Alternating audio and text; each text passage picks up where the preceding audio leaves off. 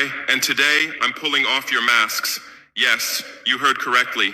I, whom you call a young military junta leader, whom you brand as a dangerous radical, whom you serve up as an anti-Western dictator, am now telling you the truth. And this time you cannot turn off your microphones. This time you cannot turn away your cameras. This time your editors cannot cut this speech, because the world you monopolize no longer exists. Because millions will hear these words now, without passing through your filters, without being subjected to your distortions, without being muddied by your lies.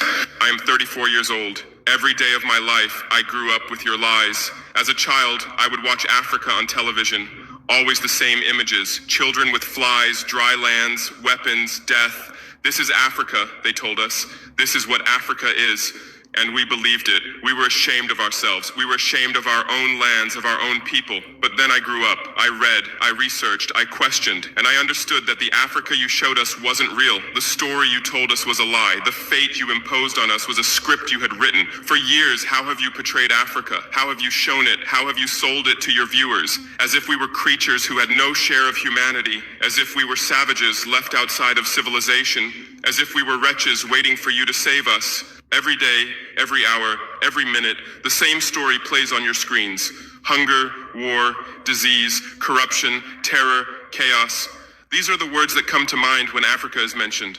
In your Africa dictionary, there are no other words. No hope, no success, no development, no resistance, no honor, no pride, no victory. So I ask you, New York Times, Washington Post, Guardian, Le Monde, have you ever made Africa's successes your headlines? How many times have you written about Rwanda's technology miracle? How many times have you shown Ethiopia's reforestation project? How many times have you praised Botswana's democratic success? How many times have you described Kenya's entrepreneurial ecosystem? No, because these don't fit your scenario. Your Africa cannot be successful. It cannot, because then how will you legitimize your exploitation? If it's not in need of help, how will you intervene? If it's not backward, how will you look down on it? Have you ever asked yourselves, has any editor sitting at their desk, any news director in a meeting, any columnist at their keyboard ever thought, why are the people of the world's richest lands poor? Here are the numbers for you, real numbers. Africa owns 70% of the world's cobalt reserves. Your cell phone, your computer, your electric car won't work without cobalt.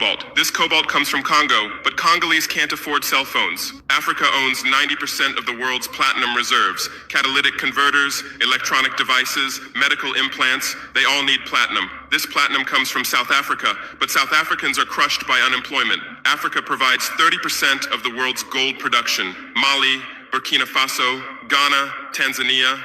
Gold flows like rivers from our lands. But our people swim in poverty. Africa supplies 65% of the world's diamond production.